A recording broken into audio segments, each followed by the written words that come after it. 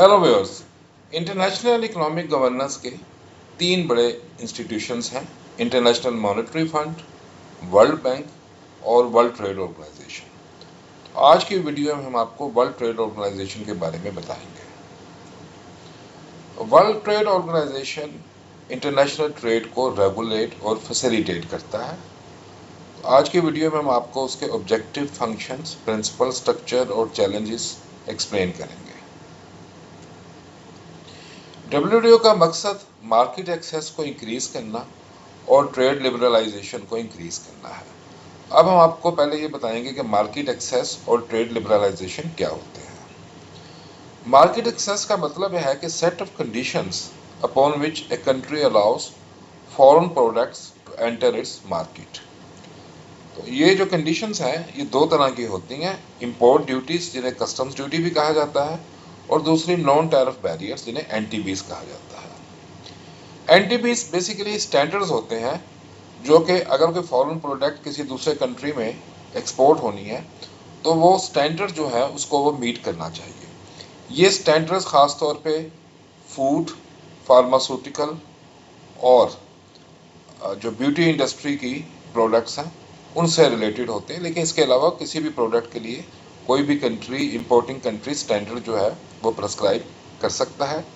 और ये इस बात के लिए गारंटी के लिए कि स्टैंडर्ड वही प्रोडक्ट सेटिस्फाई करती है, तो इंपोर्टिंग कंट्री जनरली ये रिक्वायर करता है कि जो एक्सपोर्टिंग कंट्री है या जो भी एक्सपोर्टर है वो अपनी कंसाइनमेंट की किसी न्यूट्रल पार्टी से, थर्ड पार्टी से इंस्पेक्शन करवाएगा और उसके साथ एक सर्टिफिकेट भी उस इंस्पेक्शन एजेंसी से लेके आएगा जो कि इस बात को टेस्टिफाई करेगा कि प्रोडक्ट उस कंट्री के स्टैंडर्ड को मीट कर रही है। इन स्टैंडर्ड्स का ये एनटीबीज के चार ऑब्जेक्टिव्स हो सकते हैं। एक तो ये है कि डोमेस्टिक इंडस्ट्री को प्रोटेक्ट करने के लिए भी बाज़ दफ़ा कंट्रीज बहुत स्ट्रिंजेंट स्टैंडर्ड जो हैं ये एनटीबीज अनाउंस कर देते हैं। लेकिन इसके अलावा कुछ लेजिटिमेट ऑब्जेक्टिव्स भी हो सकते हैं, जैसे कंज्यूमर्स को प्रोटेक्ट करना, लाइफ और एनवायरनमेंट को प्रोटेक्ट करना और सोशल ऑर्डर या मोरालिटी को प्रोटेक्ट करना। तो हर कंट्री का ये राइट है कि वो इंश्योर करे कि उसके बाहर से अगर कोई फूड प्रोडक्ट्स या ड्रग्स आ रही हैं या और कोई प्रोडक्ट आ रही है तो वो उसके कंज्यूमर्स के लिए, एनवायरनमेंट के लिए और सोशल ऑर्डर और मोरालिटी के लिए भी वो एडिक्वेट है, उसके लिए कोई डेंजर नहीं है। तो जितनी भी ये कंडीशंस, टैरिफ या नॉन टैरिफ बैरियर्स ज़्यादा होंगे, स्ट्रिंजेंट होंगे, उतनी मार्केट एक्सेस कम होगी। और ट्रेड लिबरलाइजेशन का मतलब ये होता है कि आप मार्केट एक्सेस को या मार्केट एक्सेस बैरियर्स को आप कम कर दें, यानी कि टैरिफ बैरियर्स को भी कम करें और नॉन टैरिफ बैरियर्स को भी कम कर दें, लेस स्ट्रिंजेंट बना दें। तो जितने ज़्यादा मार्केट एक्सेस होंगे, जितने कम बैरियर होंगे मार्केट एक्सेस को, उतनी ही ज़्यादा ट्रेड लिबरलाइजेशन होगी। और ये डब्ल्यूटीओ के बेसिक पर्पसेस में से आता है। डब्ल्यूटीओ सेटअप किया गया था 1 जनवरी 1995 में, और ये जैसे आपको बताया ये फ्रेमवर्क प्रोवाइड करता है मल्टीलैटरल या ग्लोबल ट्रेडिंग सिस्टम का। जब हम वर्ड यूज़ करते हैं मल्टीलैटरल, तो कोई भी ऑर्गेनाइजेशन मल्टीलैटरल उस वक्त उसको कहा जाता है कि जब उस ऑर्गेनाइजेशन की मेंबरशिप हर तरह की कंट्री के लिए ओपन है, चाहे वो किसी भी रीजन से हो या उसका कोई भी डेवलपमेंट लेवल हो। जैसे यूएनओ भी एक मल्टीलैटरल इदारा है जिसमें डेवलपिंग कंट्रीज भी आ सकते हैं, डेवलप कंट्रीज भी आ सकते हैं, किसी भी रीजन से कंट्री आ सकते हैं। इस तरह डब्ल्यूटीओ में भी किसी भी रीजन से और किसी भी इकोनॉमिक डेवलपमेंट के लेवल पर कोई कंट्री हो वो आ सकता है। तो डब्ल्यूटीओ के जो है वो 3 एरियाज इंटरनेशनल ट्रेड के कवर करता है: गुड्स जो कि टेंजिबल होती हैं, सर्विसेज जो कि इंटेंजिबल होती है, और तीसरी intellectual property rights. Intellectual property होती है क्रिएशन ऑफ द माइंड, जिसमें इसकी एग्जांपल है कॉपीराइट। आप कोई किताब लिखते हैं, कोई कंप्यूटर प्रोग्राम बनाते हैं तो कॉपीराइट है। ट्रेडमार्क का मतलब होता है कि एक कंपनी का एक खास लोगो, जैसे मैकडोनल्ड हो गया, गूगल हो गया, केएफसी हो गया। और तीसरा पेटेंट होता है, जो अगर आपने कोई इन्वेंशन की है तो इस इन्वेंशन को ताकि सिर्फ आप ही यूज़ कर सके, कोई दूसरा आपकी ऑथोराइजेशन के बगैर यूज़ ना कर सके, तो उसको पेटेंट कहते हैं। तो इन 3 एरियाज को डब्ल्यूटीओ कवर करता है। डब्ल्यूटीओ के इस वक्त जो मेंबर्स हैं वो 166 है। इसका जो बजट है वो हर साल जो उसके मेंबर्स है वो कंट्रीब्यूट करते हैं according to their share in international trade. और अभी पाकिस्तान का क्योंकि शेयर इंटरनेशनल ट्रेड में कम है, लिहाजा पाकिस्तान की कंट्रीब्यूशन भी WTO के बजट में 1% से भी कम है। और WTO का हेडक्वार्टर जो है, जिसको सेक्रेटेरिएट कहा जाता है, वो जिनीवा में है। अब आप ये देख सकते हैं कि WTO के बजट में जो 5 मेजर कंट्रीब्यूटर्स हैं वो वही कंट्रीज हैं जो दुनिया के 5 बड़े ट्रेडर्स हैं। इनमें USA, चाइना, जर्मनी, जापान और UK आते हैं। WTO के ऑब्जेक्टिव्स की तरफ आया जाए तो इन ऑब्जेक्टिव्स में है कि एक तो ये है कि डेवलपिंग कंट्रीज का ग्लोबल ट्रेड में शेयर इंक्रीज किया जाए, all over the world living standards को इंक्रीज किया जाए, एम्प्लॉयमेंट अपॉर्चुनिटीज क्रिएट किया जाए, ट्रेड को और आउटपुट को, इकोनॉमीज को एक्सपेंड किया जाए, और जो डेवलपमेंट हो वो सस्टेनेबल हो, जिससे इन्वायरमेंट को कोई खतरा ना पड़े। WTO के जो फंक्शन है वो आपके सामने स्क्रीन पे दिए हुए हैं। अब इन तमाम फंक्शंस को हम अगली स्लाइड्स में आपके साथ एक्सप्लेन करेंगे। जो पहला फंक्शन है WTO का वो है implementation of covered agreements. WTO के अंदर बहुत से एग्रीमेंट्स हैं, और ये जो एग्रीमेंट्स हैं ये बेसिकली 2 तरह के एग्रीमेंट्स हैं। एक वो एग्रीमेंट्स हैं जो ओवरऑल रूल्स WTO के प्रोवाइड करते हैं कि WTO किस तरीके से ऑपरेट करेगा, इन रूल्स के बारे में हम आपको आगे एक्सप्लेन करेंगे।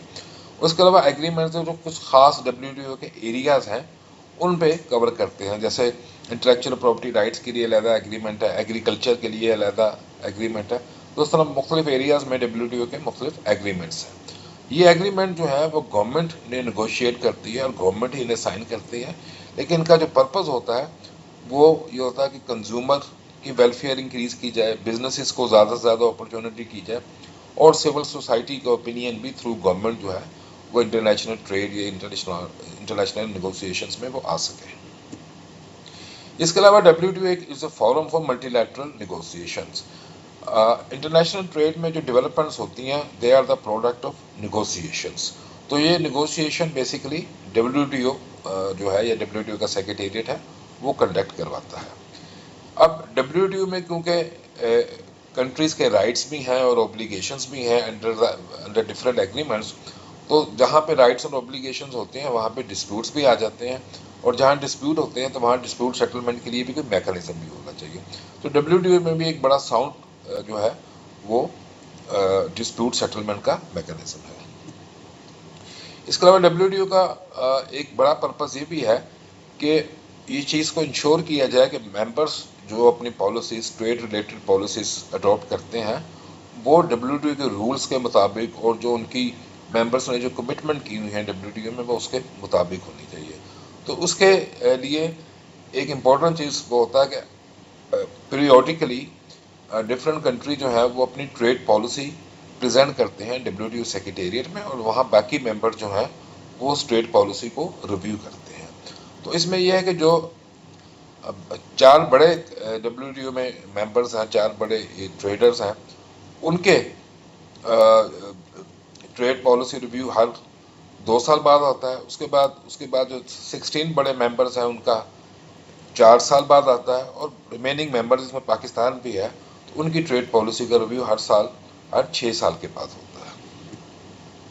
इसके अलावा जैसे बताया WTO, IMF और वर्ल्ड बैंक, जिसको international bank for reconstruction and development भी कहते हैं, ये 3 बड़े इंस्टीट्यूशन हैं इकोनॉमिक गवर्नेंस के। तो इस वजह से WTO और IBRD में भी एक क्लोज कॉपरेशन होता है। अगर आपको ये वीडियो पसंद आ रही है तो आपसे रिक्वेस्ट है कि काइंडली मेरे चैनल CSS प्रिपरेशंस को सब्सक्राइब कर लें। WTO के स्ट्रक्चर की तरफ आए तो WTO में जो सबसे पावरफुल बॉडी है, एपेक्स बॉडी है, उसको कहते हैं मिनिस्टीरियल कॉन्फ्रेंस।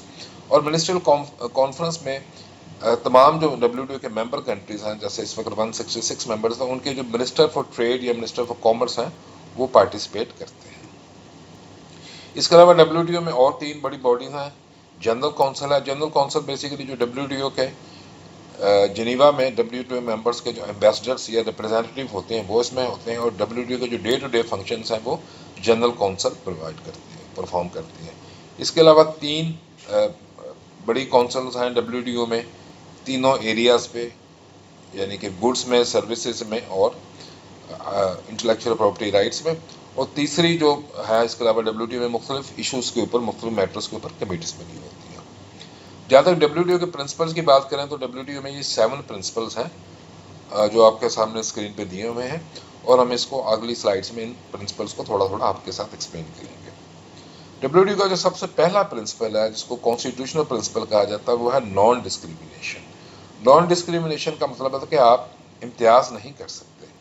नॉन डिस्क्रिमिनेशन की दो फॉर्म है, एक को कहते हैं मोस्ट फेवर्ड नेशन प्रिंसिपल या MFN प्रिंसिपल, और दूसरा है नेशनल ट्रीटमेंट। अब MFN प्रिंसिपल का मतलब ये है कि आप कोई भी कंट्री अपने जितने भी उसके बाकी ट्रेडिंग पार्टनर्स हैं उनको इक्वली ट्रीट करेगा, उनके साथ कोई, उनके दरमियान कोई डिस्क्रिमिनेशन नहीं कर सकता। सपोज किया कि पाकिस्तान जो है वो शर्ट्स इंपोर्ट करता है USA से, UK से और श्रीलंका से, इन 3 मुल्कों से कर रहा है, तो इन 3 मुल्कों पे जो वो इंपोर्ट ड्यूटी लगाएगा वो तीनों पे बराबर होगी। और मतलब जिसमें आपने बताया 10% एक कंट्री पे है तो बाकी 2 कंट्रीज पे भी वो 10% लगाएगा, तो ट्रेडिंग पार्टनर्स के दरमियान आप डिस्क्रिमिनेशन नहीं कर सकते। इसी तरह अगर आप 2 कंट्री से अलाउ कर रहे हैं टी शर्ट्स की इंपोर्ट, तो फिर आपको तीसरे कंट्री से भी करनी पड़ेगी। दूसरा आता है नेशनल ट्रीटमेंट। नेशनल ट्रीटमेंट का मतलब यह है कि कोई भी कंट्री फॉरेन प्रोडक्ट्स में और जो डोमेस्टिक प्रोडक्ट्स हैं उनके दरमियान डिस्क्रिमिनेट नहीं कर सकता, यानी कि जो रूल्स, जो स्टैंडर्ड्स फॉरेन प्रोडक्ट्स के लिए आप प्रेस्क्राइब करते हैं वही स्टैंडर्ड जो है वो डोमेस्टिक प्रोडक्ट्स के लिए भी होंगे। इसकी मिसाल आप ये देखें कि फ़र्ज़ किया कि पाकिस्तान टी शर्ट की इंपोर्ट पे 18% जनरल सेल्स टैक्स लगाता है। जब ये चीज़ें पाकिस्तान की कस्टम बाउंड्री से आगे आ जाती है, पाकिस्तान की मार्केट में आती हैं, जब ये सेल होती हैं तो 18% GST लगाता है तमाम फॉरेन इंपोर्टेड प्रोडक्ट्स पे।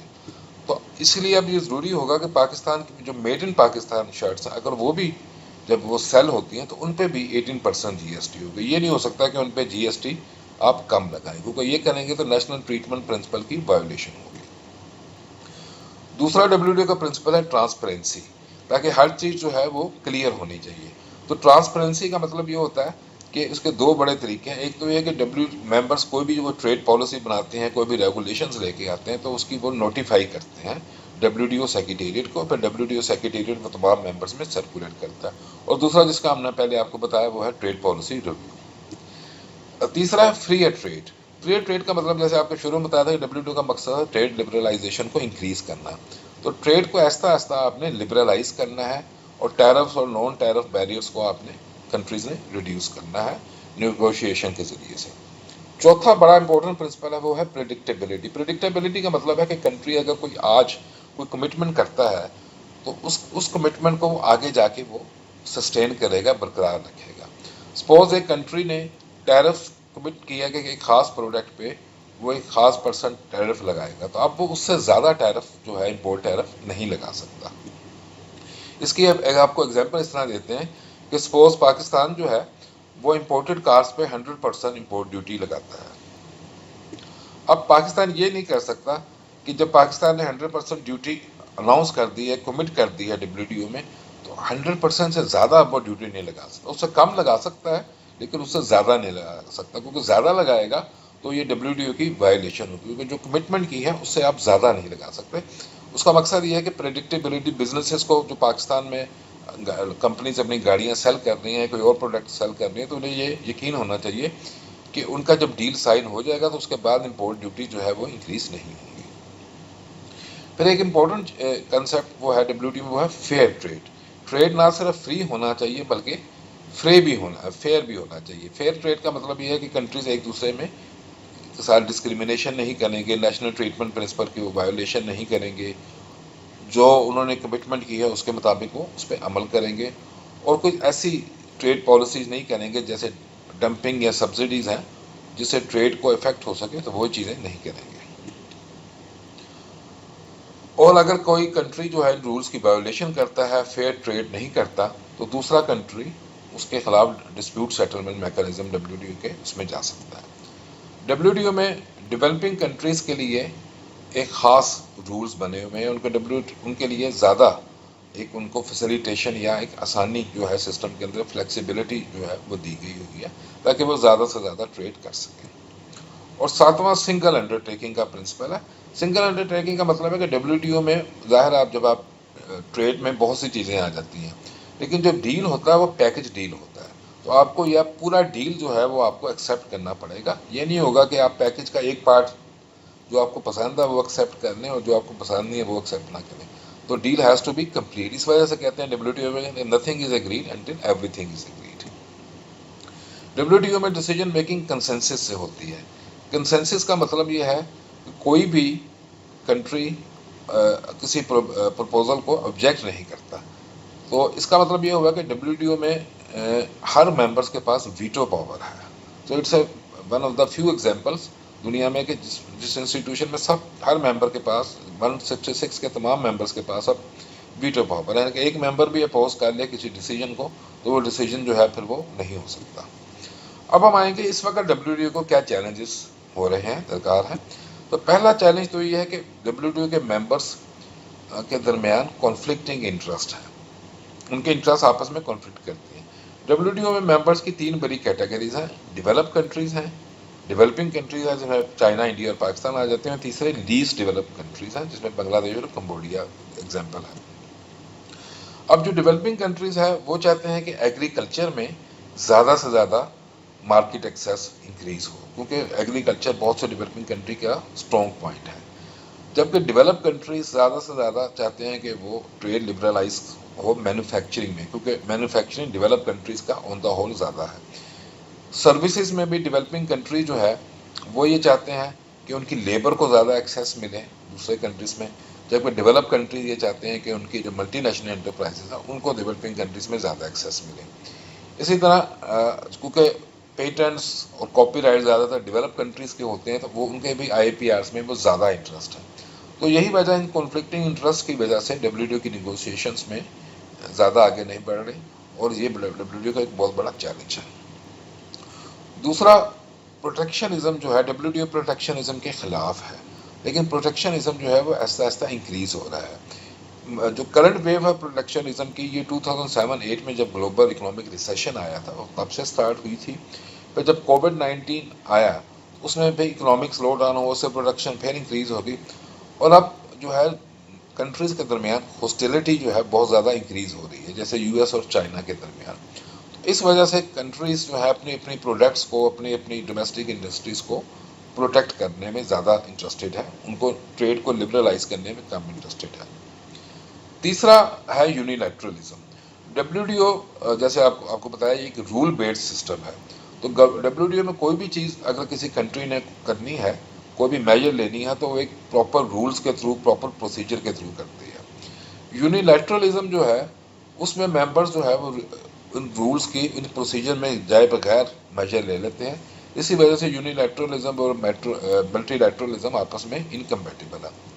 इसकी बहुत बड़ी मिसाल जो है यूनिलैटरलिज्म की, जो डोनाल्ड ट्रंप ने जो टैरिफ्स लगाए अपने पहले जो उनकी टर्म थी उसमें भी उन्होंने चाइना, कुछ और कंट्रीज पर लगाए थे और अब उन्होंने बहुत से कंट्रीज के ऊपर टैरिफ्स अनाउंस कर दिए हैं without going through the WTO procedure. उसके जवाब में भी कुछ कंट्रीज ने, जैसे चाइना ने रिटेलिएट किया है, तो उन्होंने भी जो डब्ल्यूटीओ का एक प्रोसीजर होता है उस प्रोसीजर पे अमल नहीं किया बल्कि उसकी वायोलेशन भी किया।